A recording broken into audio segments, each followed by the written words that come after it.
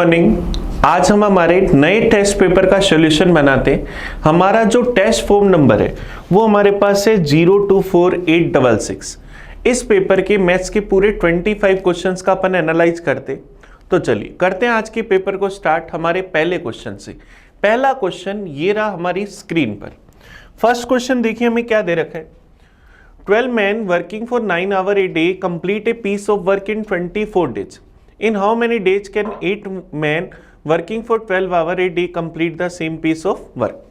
देखिए क्वेश्चन हमें क्या दे रखा है। क्वेश्चन हमें यहाँ पर कह रहा है कि 12 आदमी प्रतिदिन 9 घंटे काम करके एक काम को 24 दिन में करते हैं। तो 12 लोग किसी एक काम को करते हैं 24 डेज में, जब वो क्या करते हैं 9 आवर पर डे काम करते हैं। तो 8 आदमी प्रतिदिन क्या करें 12 घंटे अगर काम करें तो इस काम को कितने दिन में कर लेंगे, मान लिया x दिन में। यहां से अगर अपन x की वैल्यू निकालें तो क्या आएगा 8 इंटू एक्स इंटू 12 बराबर 12 इंटू 24 इंटू 9। तो 12 से 12 क्या हो जाएगा कैंसिल, 8 से चला जाएगा 3 टाइम। तो x की वैल्यू क्या आएगी 9 इंटू 3 क्या आ जाएगा 27। तो ये इस काम को कितने दिन में कर लेंगे 27 डेज में। तो हमारा आंसर क्या आ जाएगा ऑप्शन नंबर बी। ये हमारे पास फर्स्ट क्वेश्चन का आंसर है। पहला क्वेश्चन हमारे पास है टाइम एंड वर्क के अंदर कंपाउंड रेशो का, या हम कह सकते हैं एमडीएच का। चलिए सेकंड क्वेश्चन की ओर चलते हैं। सेकंड क्वेश्चन ये रहा हमारा। How much water should be added to 60 litre of the milk at 1.5 litre a rupee so as have a mixture would be ₹1/78 litre a rupee. कह रहे 1 रुपए में 1 से 1/2 लीटर की दर से 60 लीटर दूध को कितने पानी में मिलाया जाए ताकि मिक्सचर का मूल्य क्या हो जाए 1 से 7/8 लीटर हो जाए, वो भी 1 रुपए में। अब देखो ध्यान देना, हमें 1 रुपए में मिल रहा है 1 से 1/2 लीटर, ये हमारे पास दूध है। तो अगर मैं कहूं 1 से 1/2 लीटर या 3/2 लीटर, अब 3/2 लीटर की वैल्यू कितनी है 1 रुपए। तो 1 लीटर का जो प्राइस निकालेंगे वो क्या आ जाएगा 2/3 रुपए। ये उधर जाते ही अपोजिट हो जाएगा। तो 1 लीटर दूध का रेट क्या है 2/3 रुपए। अब हमें पता है हमारे पास 60 लीटर दूध है, तो मिल्क हमारे पास है 60 लीटर जिसका रेट हमारे पास है 2/3 रुपीज पर लीटर। इसमें हम पानी मिला रहे ताकि मिक्सचर का रेट क्या हो जाए 1 रुपए में। अगर अपन 1 से 7/8 लीटर बेचते हैं, 1 रुपए का अगर 1 से 7/8 लीटर है, तो क्या मैं ऐसा कह सकता हूं कि मेरे पास क्या आएगा 15/8 लीटर का रेट है 1 रुपए। तो 1 लीटर का रेट क्या आ जाएगा 8/15 रुपए। इसका मतलब मिक्सचर का रेट क्या आया 8/15 रुपीज पर लीटर। अब दूध में जब पानी मिलाया जाएगा तो पानी का रेट क्या होगा 0 रुपए पर लीटर। तो क्या अपन इसमें एलिगेशन लगाना। अब एलिगेशन लगाने के लिए हमें बटा वाली वैल्यू को हटाना है, तो सबको 15 से गुना कर दें, सबको 15 से मल्टीप्लाई करा तो ये कट जाएगा, ये 3 से क्या 5 टाइम, तो ये क्या जाएगा 10, ये मेरे पास 0 और ये क्या जाएगा 8। तो एलिगेशन लगाएंगे तो रेशो क्या आ जाएगा 8:2 या 4:1। अब हमें पता है मिल्क की वैल्यू रेशो में 4 की वैल्यू 60 लीटर, तो 1 की वैल्यू क्या आ जाएगी 15 लीटर। इसका मतलब हम इसमें कितने लीटर पानी मिला दे 15 लीटर। ये हमारा आंसर आ जाएगा। तो ऑप्शन ए हमारा आंसर आ जाएगा। ये एलिगेशन का बढ़िया क्वेश्चन था। बस जो हमें 1 रुपए में दे रखा है कि हमें 1 रुपए में इतने लीटर दूध मिलता है, तो उसको हमने 1 लीटर का रेट निकाल लिया, मिक्सचर का भी 1 लीटर का रेट निकाल लिया और हमारे पास उसमें मिलाने वाला पानी आ गया 15 लीटर। चलिए अगले क्वेश्चन पर चले, क्वेश्चन नंबर 53 पर। 52 ये हम लोगों ने करा एलिगेशन का क्वेश्चन, 53 पर आते हैं। 53 नंबर क्वेश्चन देखो क्या कह रहा है। एक बैंक k रुपए पर n² वर्षों के लिए r⁴1/2 की दर से साधारण ब्याज लगाता है। एक अन्य बैंक ₹L पर n³ वर्षों के लिए इस दर से साधारण ब्याज लगाता है और समान ब्याज देता है। तो हमें k और l के बीच में रेशियो बताना है कि क्या होगा। अब देखो सिंपल इंटरेस्ट का फॉर्मूला क्या P into R into T upon 100 होता है। तो पहला जो प्रिंसिपल है वो कितना है, k रुपए। इसकी रेट जो है r की पावर 1/2 इंटू के अंदर टाइम कितना है n स्क्वायर बटा में 100। ये पहले पार्ट का सिंपल इंटरेस्ट बना। सेकेंड हमारा जो प्रिंसिपल है वो कितना है l रुपए। उसके जो वर्ष है रेट अपन देखें r की पावर 3/2 और टाइम क्या है n क्यूब, ये हमारे पास है। इन दोनों का जो सिंपल इंटरेस्ट निकला वो क्या रहा है, इक्वल। क्वेश्चन ने यही कहा a bank charge simple interest for rupees k at the rate of this for n square and another bank charge simple interest for the rupees l at the rate of this and time n cube given the same interest. दोनों का interest क्या है, same. तो हमें k और l का ratio बताना है। तो अब देखो 100 से 100 कैंसिल, n स्क्वायर से n की 2 पावर कैंसिल, n की पावर सिर्फ कितनी बचेगी, 1। r की पावर 1/2 यहां से कैंसिल हो जाएगी। तो क्या k इंटू आर की पावर 1/2 बराबर l इंटू आर की पावर 1 इंटू आर की पावर 1/2 इंटू n की पावर 1 लिख सकता हूं। r की पावर 1/2 से r की पावर 1/2 कैंसिल। तो k अपॉन l की value r into n upon में क्या आ जाएगा, 1। तो हमारा आंसर क्या जाएगा, k और l के बीच में रेशो rn रेशो 1। तो हमारा आंसर क्या जाएगा, ऑप्शन नंबर सी। तो ये हमारे पास 53 नंबर का आंसर आया। चलिए अगले क्वेश्चन पर चल सकते हैं, क्वेश्चन नंबर 54 पर। 54 नंबर हमारी स्क्रीन पर ये रहा। देखिए क्या कह रहे हैं, 8 दर्जन pair of the gloves of ₹180 are available at a discount of 10%। How many pair of gloves can be bought for ₹54। कह रहे 180 रुपए में 1 दर्जन दस्ताने की जोड़ियां 10% डिस्काउंट पर उपलब्ध है। तो 54 रुपीज में हम कितनी जोड़ी दस्ताने खरीद सकते हैं। अब देखो हमें पता है 12, क्योंकि 1 दर्जन का रेट दे रखा है, इसका मतलब क्या होगा, 12 ग्लव्स का जो रेट है वो 180 है और इस पर भी हमें 10% डिस्काउंट मिल रहा है। तो 180 का 10% 18 रुपए। 18 रुपए का अगर हमें डिस्काउंट मिल जाएगा तो इसका रेट क्या आएगा, 162 रुपीज। अब 12 ग्लव्स का रेट अगर 162 रुपीज, तो अगर अपन 1 ग्लव्स का रेट निकालें तो 1 ग्लव्स हमारे पास क्या जाएगा, 162/12 का। तो यहां से अगर अपन इसको सोल्व करें तो 12 से क्या 1 टाइम बच गया हमारे पास 42, फिर चला जाएगा 3 टाइम 36 बच जाएगा हमारे पास 6। तो क्या आ जाएगा 13.50 रुपीज। 13.5 रुपए में क्या हमें 1 ग्लव्स का पेयर मिल रहा है। तो हमें 54 रुपीज में कितने पेयर मिलेंगे, तो 54 में 13.5 का भाग देते तो कितने पेयर्स मिल जाएंगे, 4। ये हमारे पास आंसर आ जाएगा। तो हमारा आंसर क्या आ जाएगा, ऑप्शन नंबर डी। ये डी हमारे पास इस क्वेश्चन का आंसर है। चलिए नेक्स्ट क्वेश्चन पर चलते हैं। 55 नंबर पर आज के पेपर का क्वेश्चन नंबर 5। देखिए हमें क्या कह रहे हैं, एक नौका धारा के अनुकूल 60 किलोमीटर की यात्रा 4 घंटे में तय करती। स्थिर जल में नौका की चाल 13 किलोमीटर प्रति घंटा, तो धारा के प्रतिकूल नाव 30 किलोमीटर की यात्रा कितने समय में तय करेगी। अब देखो a boat can travel 60 kilometre downstream in 4 hour. तो देखो डाउन स्ट्रीम क्या होगी, 60/4 15 किलोमीटर पर आवर। अब देखो डाउन स्ट्रीम क्या x प्लस वाई होती है, x हमारे पास बोट की स्पीड और y हमारे पास स्ट्रीम की स्पीड, दोनों का टोटल 15 है, लेकिन हमें बोट की स्पीड दे रखी है स्टिल वाटर के अंदर 13। तो x की वैल्यू अगर 13 किलोमीटर पर आवर, दोनों का टोटल 15, तो क्या y की value 2 kilometre per our. y की वैल्यू हमारे पास 2 किलोमीटर पर आवर आ गई, तो धारा के प्रतिकूल अपस्ट्रीम इसकी स्पीड क्या होगी, x माइनस वाई। तो 13 माइनस 2 क्या आ जाएगा, 11 kilometre per hour. Upstream 11 kilometre per hour आ गई, तो हमें अपस्ट्रीम में डिस्टेंस कितनी ट्रेवल करनी है, क्वेश्चन के अकॉर्डिंग 30 किलोमीटर। तो डिस्टेंस है 30 किलोमीटर, अपस्ट्रीम है 11, तो हमें उसमें कितना टाइम लगेगा, distance upon speed, distance 30 speed 11। तो ये हमारे पास क्या जाएगा, 2 से 8/11 आवर्स। तो हमारा आंसर क्या जाएगा, ऑप्शन नंबर डी।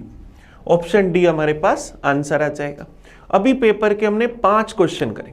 चलिए अगले क्वेश्चन पर आते हैं, क्वेश्चन नंबर 56 पर।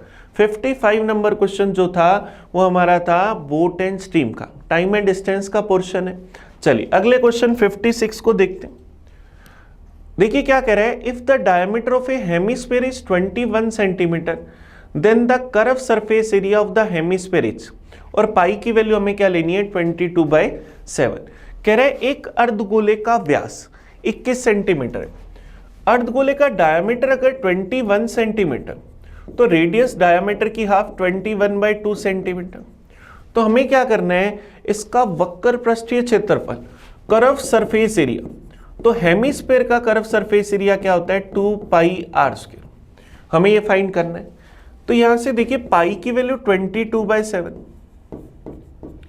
आर हमारे पास 21/2, इसका स्क्वायर करना है तो अपन इसको 2 टाइम लिखते, 2 से 2 कैंसिल, 7 से गया 3 टाइम, 2 से गया 11 टाइम, 11 इंटू 3 33 इंटू क्या बना 21, ये हमारे पास आ गया।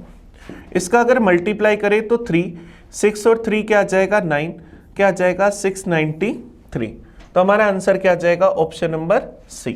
और क्वेश्चन ने एरिया में बता रखा है कि किसमें सेंटीमीटर स्क्वायर, तो क्या आ जाएगा 693 सेंटीमीटर स्क्वायर, ये हमारा आंसर आ जाएगा। चलिए अगले क्वेश्चन पर चलते हैं, क्वेश्चन नंबर 57 पर। 57 देखो में क्या दे रखा है, एज का क्वेश्चन है। एक पिता की आयु और उसके पुत्र की आयु का अनुपात 7:4 है। उनकी आयु को रिप्रेजेंट करने वाले नंबर्स का मल्टीप्लाई 1372 है। तो 8 साल बाद इनकी एज का रेशियो बताना है कि क्या होगा। तो देखिए हमें पता है कि फादर और सन दोनों की प्रेजेंट एज का रेशियो हम लोगों को गिवन है 7:4। तो अगर फादर की एज अपन 7x एज्यूम कर लें और सन की एज 4x, तो हमें पता है दोनों की एज का मल्टीप्लाई 7x इंटू 4x, दोनों का मल्टीप्लाई क्या दे रखा है 1372। तो यहां से अगर अपन इसको सोल्व करें, 4 से कैंसिल करा 1 टाइम, 4 से क्या 4 × 12, बच जाएगा 17, 4 × 16, बच जाएगा 1, फिर चला जाएगा 3 बार। 7 से कैंसिल करा, 343 को डिवाइड करा 49, x into x, x square की वैल्यू अगर 49 तो x की वैल्यू क्या आई 7, और x की वैल्यू अगर 7 आई तो फादर की प्रेजेंट एज 7 इंटू 7 49, और सन की प्रेजेंट एज क्या जाएगी 4 इंटू 7 28 ईयर। अब हमें 8 ईयर बाद, आफ्टर 8 ईयर इनकी एज का रेशियो बताना है कि क्या होगा। तो 8 साल बाद दोनों 8-8 साल बड़े हो जाएंगे, तो फादर की एज क्या हो जाएगी 57 ईयर, और बच्चे की एज हमारे पास क्या हो जाएगी 36 ईयर।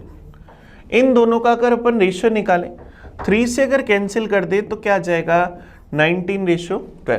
तो हमारा आंसर क्या आ जाएगा option number D. Option D हमारे पास इसका आंसर आ जाएगा। ये हमारे पास एज का बड़ा इजी सा क्वेश्चन था। चलिए अगले क्वेश्चन पर चलते हैं, क्वेश्चन नंबर 58 पर। 58 ये रहा हमारे सामने। अब देखिए 58 डीआई का क्वेश्चन है, इसमें हमें एक टेबल दे रखी है। तो सबसे पहले देख लेते हैं कि टेबल क्या बता रही है। The following table shows the production of the car in a company from 2016 to 2020। हमें कह रहा है कि 2016 से 2020 के बीच में एक कंपनी के कारों के उत्पादन को रिप्रेजेंट करती है। There was a continue decrease in the production of the car of which type during the period 2018 to 2020।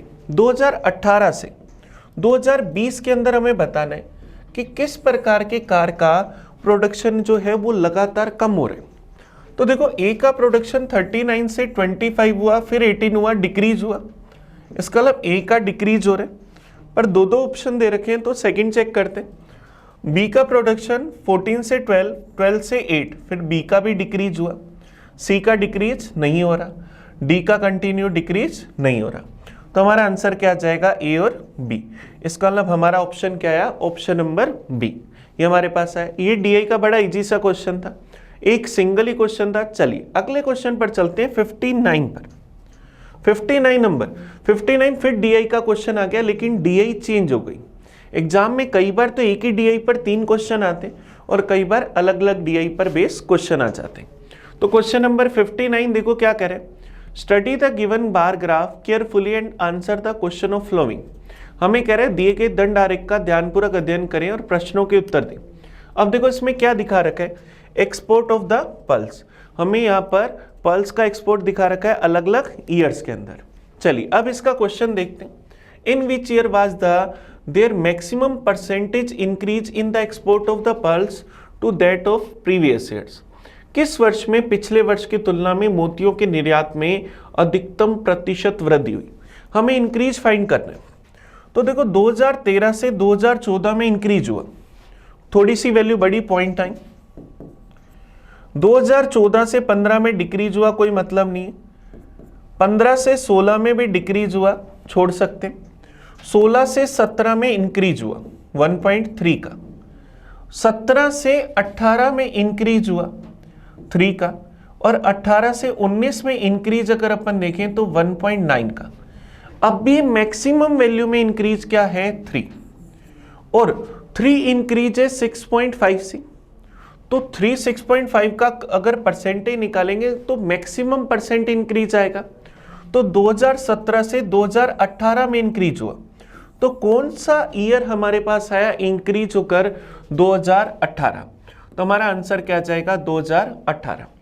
देखिए कह रहे किस वर्ष में पिछले वर्ष की तुलना में। कई लोग इसमें क्वेश्चन का आंसर देते हैं 2017, लेकिन हमें फाइंड करना है नेक्स्ट ईयर कौन सा साल है जिसमें एक्सपोर्ट बढ़ गया। तो वो क्या था 2018। तो इस बात का स्पेशली ध्यान रखना। चलिए अगले क्वेश्चन पर आते हैं, क्वेश्चन नंबर 60 पर। आज के पेपर का क्वेश्चन नंबर 10। 60 नंबर क्वेश्चन ये रहा, during the first year the population of A village increase by 5%, during the second year it decrease by 5%, at the end of second year its population was this, what is the population of the beginning of the first year.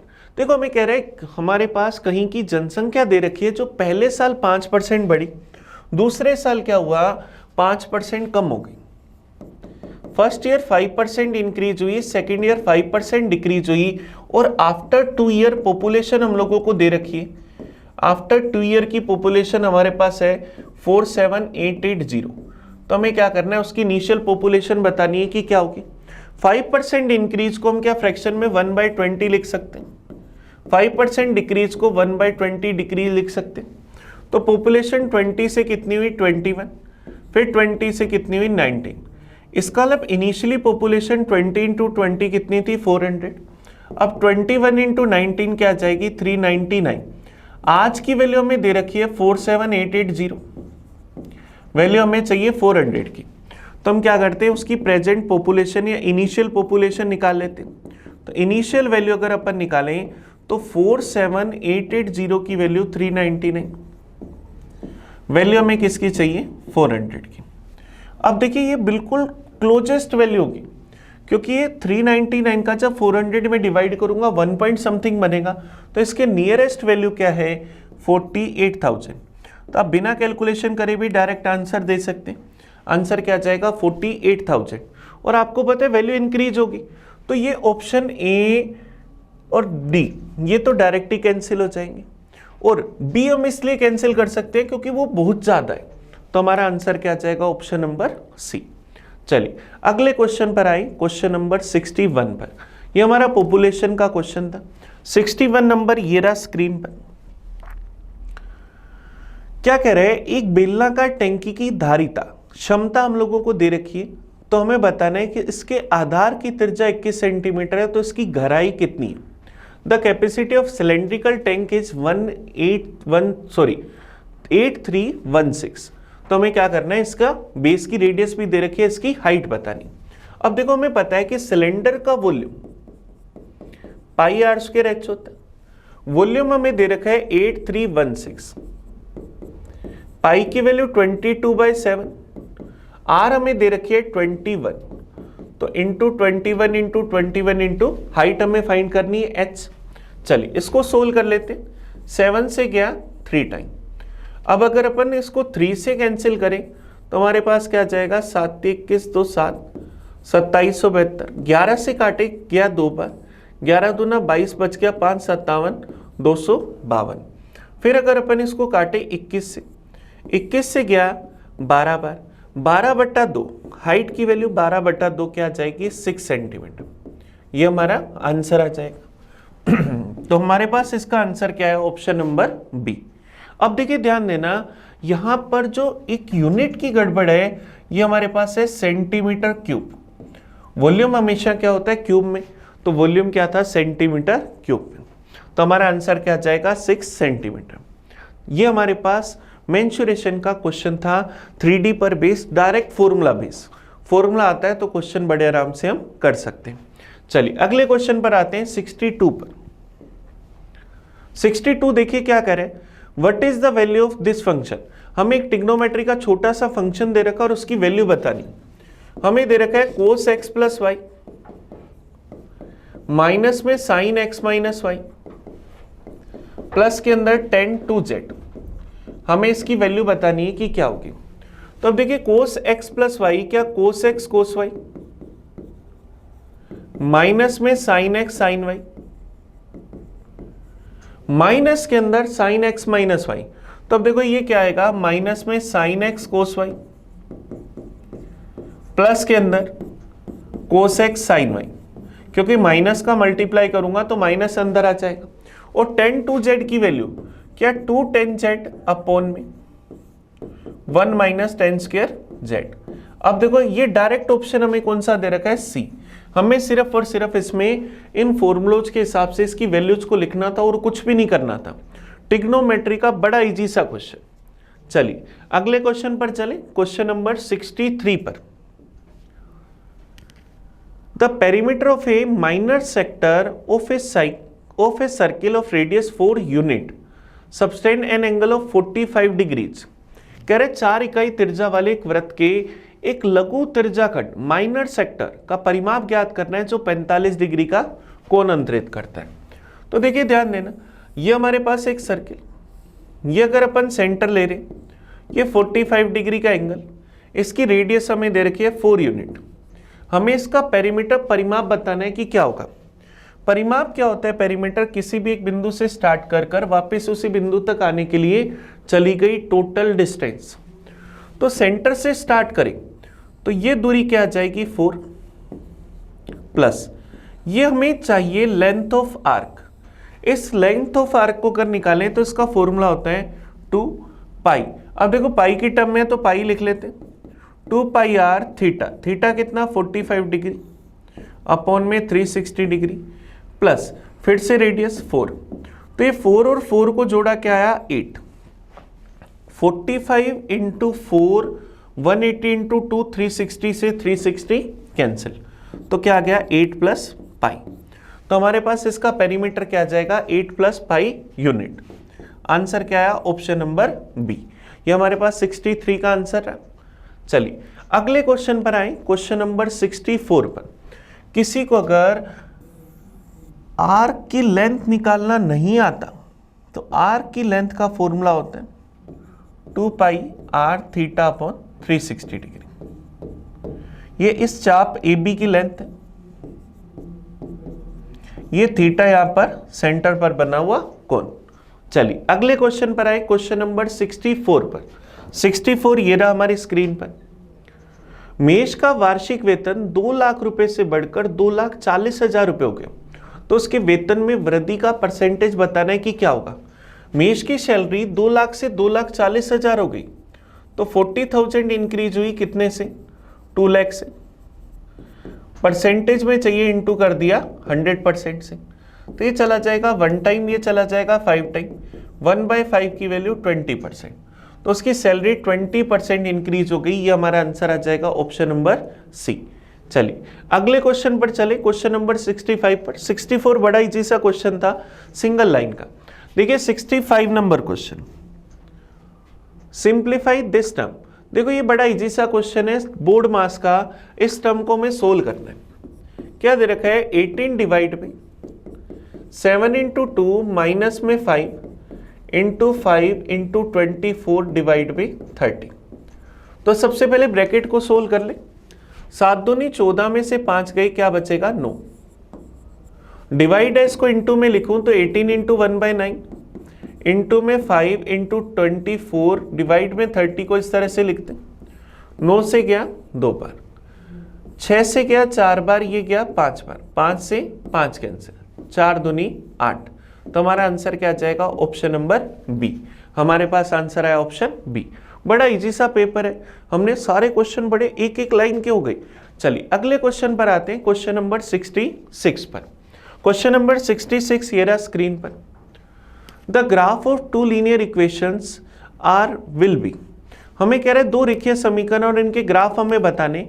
Option के लिए छोड़ रखा है कि एक बिंदु पर काटेंगे intersecting at A 1 point, parallel होंगे समांतर, इंटरसेक्टिंग एट 2 पॉइंट, दो बिंदुओं पर काटेंगे कोसेंट्रेडिक, मतलब संपाती होंगे। चलिए देखिए ध्यान देना कैसे फाइंड करते हैं कि इन इक्वेशंस का क्या रिलेशन है। हम a1/a2 और b1/b2 और c1/c2 का रिलेशन चेक करते हैं। पहली इक्वेशन है x + 2y बराबर के अंदर 15। दूसरी इक्वेशन है 4x + 8y = 13। a1 का मान 1, a2 का मान 4, b1 की वैल्यू 2, b2 की वैल्यू 8। इन दोनों का रेशो तो बराबर। c1 की वैल्यू -15 और c2 की वैल्यू -13, या मैं दोनों उसी साइड है तो माइनस हटा भी सकता हूँ। ये दोनों आपस में बराबर है, ये लेकिन इक्वल नहीं। तो जब a1/a2 इक्वल होता है b1/b2 के, तो दोनों लाइंस आपस में क्या होती है? पैरेलल, समांतर होती। तो हमारा आंसर क्या जाएगा? दोनों लाइन एक दूसरे के पैरेलल है, समांतर। ऑप्शन क्या जाएगा? Option number B. ये हमारे पास कोऑर्डिनेट ज्योमेट्री का क्वेश्चन। चलिए अगले क्वेश्चन पर आए, क्वेश्चन नंबर 67 पर। 67 ये रहा हमारी स्क्रीन पर। The area of the two similar triangle PQR and XYZ are 12.96 centimetre square and 635.04 centimetre square respectively. If QR is equal to 2.9 centimetre, then the length of YZ equals to। चलिए हमें इस YZ की length बतानी। दो triangle similar है, triangle PQR similar है triangle XYZ के। जब दो ट्रायंगल सिमिलर होते हैं तो इनके एरिया का रेशो इनके साइड्स के स्क्वायर के रेशो के बराबर होता है। तो ट्रायंगल PQR का एरिया अपोन में ट्रायंगल XYZ के एरिया का रेशो इनके साइड्स के। अब साइड हमें QR दे रखी है तो QR स्क्वायर, रेशो में क्या लिख सकते हैं? YZ का स्क्वायर। अब ट्रायंगल PQR का एरिया हमारे पास 12.96, XYZ का एरिया 635.04, QR की वैल्यू हमें दे रखी है 2.9। हमें वैल्यू किसकी चाहिए? YZ की। तो हम इसका YZ का स्क्वायर लिख लेते हैं। अब सबसे पहले ये पॉइंट से पॉइंट कैंसिल। अगर अपन इसको 8 से काट दें, 8 से अगर अपन इसको काटें तो देखो 8 से गया, 8 7 तो 56, बच जाएगा 7 75, 8 9 72, 3 30, 8 3 24, बच जाएगा 6 64, चला जाएगा 8 पर। 8 से काटा 1 49, 8 6 48, ये चला जाएगा 2 पर। फिर से अगर अपन इसको काटे 2 से काट ले, या अपन चाहें तो इसको चलो पहले 2 से काट लेते हैं। तो ये मेरे पास क्या है? 81। ये मेरे पास आ जाएगा 3, 9 दूनी 18, 13 6, चला जाएगा 9 बार। अब अगर अपन इसको फिर 9 से काटें, ये क्या 9 बार, ये चला गया 9 चौक 36, बच जाएगा, फिर चला जाएगा 4 बार। तो क्या है? 9/41 441 बराबर क्या आएगा? 2.9 का स्क्वायर अपॉन में YZ का स्क्वायर। अब अगर मैं इसका रूट कर दूं तो क्या आएगा? 3/21 बराबर 2.9 अपॉन में YZ। 3 से गया 7 टाइम, क्रॉस मल्टीप्लाई करा तो YZ बराबर 7 × 2.9। तो 2.9 को अगर अपन 7 से मल्टीप्लाई कर दें तो मेरे पास क्या जाएगा? 7 9 63, 20.3। तो हमारा आंसर क्या जाएगा? Option number D. ये हमारा आंसर है। बड़ा इजी सा क्वेश्चन है कि अगर दो ट्रायंगल सिमिलर होते हैं तो इनके एरिया का रेशो इनके साइड्स के स्क्वायर के रेशो के इक्वल होता है। चलिए अगले क्वेश्चन पर आए, क्वेश्चन नंबर 68 पर। 68 ये रहा हमारी स्क्रीन पर। 68 में देखो हमें क्या दे रखा है, ट्रायंगल ABC में XY को भुजा को X और Y पर काटते हुए BC के समांतर खींचा जाता है। एक ट्रायंगल ABC है, इसके अंदर हमने क्या करा, BC के समांतर एक लाइन खींची XY जो इनको X और Y पर काट रही है। AB जहां पर क्या है 5.4, AB 5.4 सेंटीमीटर, BC है 7.2 सेंटीमीटर और BX की वैल्यू है 3 सेंटीमीटर। हमें XY बताना है कि क्या होगा। जब ये लाइन हमने इसके समांतर खींची तो हम यहां पर क्या कहेंगे कि ट्रायंगल AXY जो होगा सिमिलर होगा ट्रायंगल ABC के। अब जब सिमिलर होगा तो इनके साइड्स का रेशो आपस में बराबर होगा। तो यहां से मैं क्या कहूंगा, AX और AB का जो रेशो होगा वही रेशो क्या XY और BC का होगा। अब ये पूरी 5.4 थी, ये 3 है, तो ये क्या 2.4, तो AX में लिखता हूं 2.4, AB 5.4, XY फाइंड करनी है और BC है 7.2। ये पॉइंट से पॉइंट कैंसिल, 6 से अगर काट दें, 6 से गया 4 बार, 6 से गया 9 बार, 9 से काट दूं तो ये 0.8 बार, तो XY की वैल्यू 4 इंटू 0.8 तो 8 चौक 32, तो XY की वैल्यू क्या आ गई 3.2। तो आंसर क्या आ जाएगा, option number D, option D हमारा आंसर आ जाएगा। अब देखिए ध्यान देना, हमारे पास 68 नंबर क्वेश्चन और 67 दोनों ही एक ही थ्योरम पर बेस है, सिमिलरिटी की प्रॉपर्टी पर, और सिमिलरिटी की प्रॉपर्टी कहाँ आती है, ज्योमेट्री के अंदर। चलिए अब अपन आते हैं क्वेश्चन नंबर 69 पर।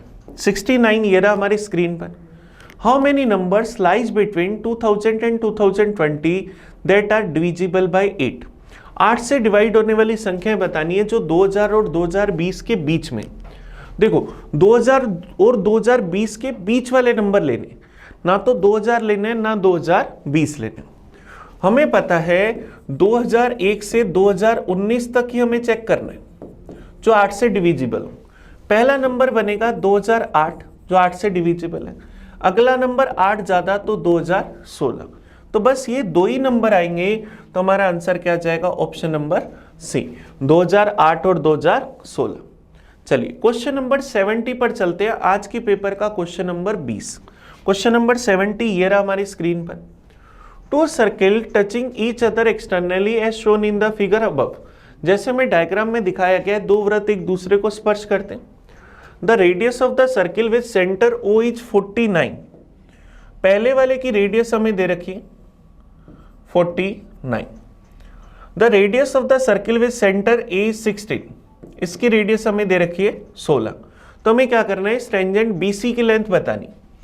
आपको पता है BC की लेंथ क्या होती है, 2 रूट में R1 इंटू R2। ये फॉर्मूला हम सब लोग जानते हैं।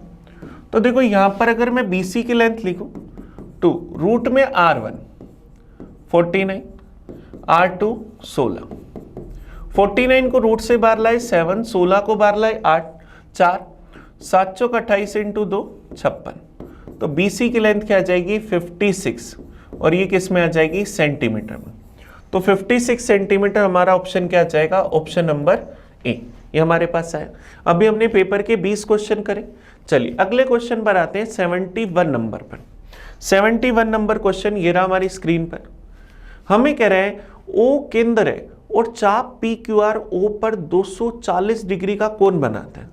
PQ को A तक बढ़ाया गया, तो हमें AQR का माप बताना है कि क्या होगा। ये हम लोगों ने एक सर्किल लिया, यहां सेंटर O रखा। अब मुझे पता है PQR, तो यहां बिंदु P, यहां बिंदु कोई Q माना और ये कोई बिंदु R मान लिया। ये यहां सेंटर पर कितने डिग्री का कोण बनाता है, 240 डिग्री का। हमें कह रहा है PQ को A तक बढ़ाया गया, P और Q को मिला दिया और किसी पर्टिकुलर पॉइंट A तक बढ़ा दिया। तो हमें क्या करना है, AQR ये वाला एंगल बताना है कि क्या होगा। चलिए अब देखो ये चाप 240 डिग्री, तो ये वाला चाप मेरे पास कितना बचेगा, सर्किल के सेंटर पर बना पूरा कोण 360 डिग्री, ये 240 तो ये 120। अब PR अगर सेंटर पर 120 डिग्री बना रहा है तो सरकमफ्रेंस पर बनाएगा आधा 60 डिग्री, और ये 60 डिग्री, तो ये कितना आएगा 120 डिग्री, क्योंकि एक सरल रेखा पर बना कोण टोटल 180 डिग्री, जिसमें से 60 डिग्री ये रहा, तो ये बचा हुआ कितना 120। तो आंसर क्या आ जाएगा, option number C. Option C हमारा आंसर आ जाएगा।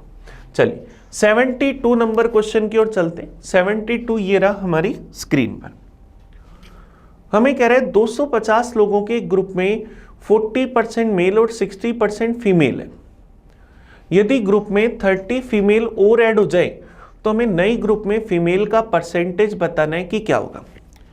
अब देखो 250% है, इसमें मेल है 40%, तो मेल कितने हुए 250 का 40% 100, तो फीमेल बची हुई 60% 150।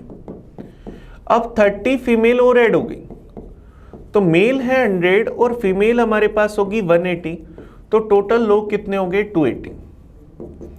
अब हमें इन टोटल में से फीमेल का परसेंटेज बताना है और दशमलव में 2 स्थानों तक। तो फीमेल कितनी है 180, कितने में से 280 में से, परसेंटेज में चाहिए इंटू करा 100% से। 0 से 0 कैंसिल, 2 से गया 14 टाइम, 2 से गया 9 टाइम। अब ये 2 से गया 7 टाइम, ये गया 50 टाइम। 15 to 9 क्या आया 450/7%।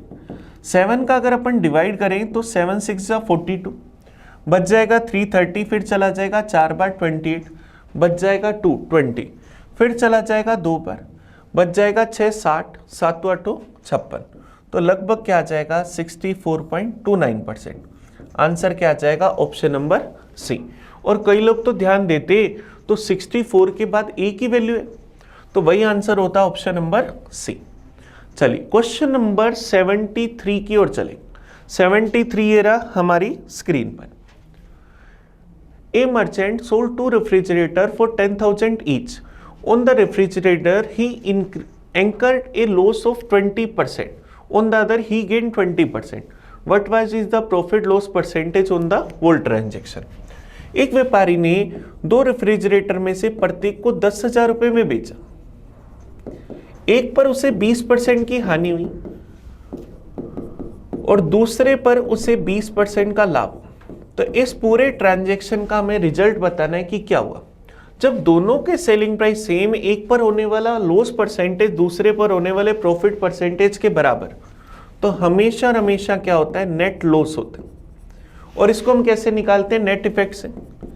तो क्या लिखे -20 + 20 प्लस -20 इंटू 20/100। ये दोनों कैंसिल, 2 0 से 2 0 cancel, plus into minus minus, 2 into 2 क्या आएगा 4, तो क्या आ जाएगा 4% का लॉस। ये हमारा आंसर आ जाएगा। तो ऑप्शन क्या आ जाएगा ऑप्शन सी। तो उसे पूरे लेन देन में 4% की हानि हुई। चलिए नेक्स्ट क्वेश्चन पर चलते हैं 74 पर। y की वैल्यू हमें ये दे रखी है, तो हमें इसका मान बताना है कि क्या होगा। देखिए y इक्वल है 2x + 1 के, हमें वैल्यू बतानी है 8x³ माइनस में y³ प्लस 6xy, इसका मान बताना है कि क्या होगा। अब देखिए यहां से क्या मैं ऐसा लिख सकता हूं 2x - y = -1, इस इक्वेशन को ऐसा लिख सकता हूं। अब जब हम इस टर्म को देख रहे हैं तो हमें वहां से देखने से पता लग रहा है कि इसका क्या करा गया है क्यूब। तो अगर मैं दोनों साइड क्यूब कर दूं तो मैं क्या लिखूंगा a³ माइनस b³ माइनस में 3a × b ब्रैकेट में a - b बराबर -1 का क्यूब क्या आएगा -1। तो क्या आया 8x³ - y³, इसकी value -1, minus into minus plus, 3 × 2 क्या आ जाएगा 6xy बराबर क्या है -1। तो इसका मान हमारे पास क्या है -1। ऑप्शन क्या आ जाएगा सी। ये 74 का आंसर है। चलिए 75 नंबर लास्ट क्वेश्चन ये रहा हमारे सामने। इससे पहले वाला क्वेश्चन भी देखो 74 था अलजेब्रा का, और 75 नंबर क्वेश्चन भी है अलजेब्रा का। x - 2/x की वैल्यू हमें दे रखी है 15। हमें वैल्यू किसकी फाइंड करनी है x² + 4/x² की। आपको टर्म को देखकर ही पता लग रहा होगा कि इसका क्या करना है स्क्वायर करना है। तो अगर स्क्वायर करें तो क्या आएगा x² + 4/x² माइनस में 2x × 2/x बराबर 15 का स्क्वायर 225, x से x कैंसिल, तो एक्स स्क्वायर प्लस 4/x² बराबर माइनस का 2 इंटू 2 माइनस का 4 उधर जाती प्लस का 225 प्लस 4 क्या आया 229। तो हमारा आंसर क्या गया ऑप्शन नंबर डी, ये हमारे पास आंसर है।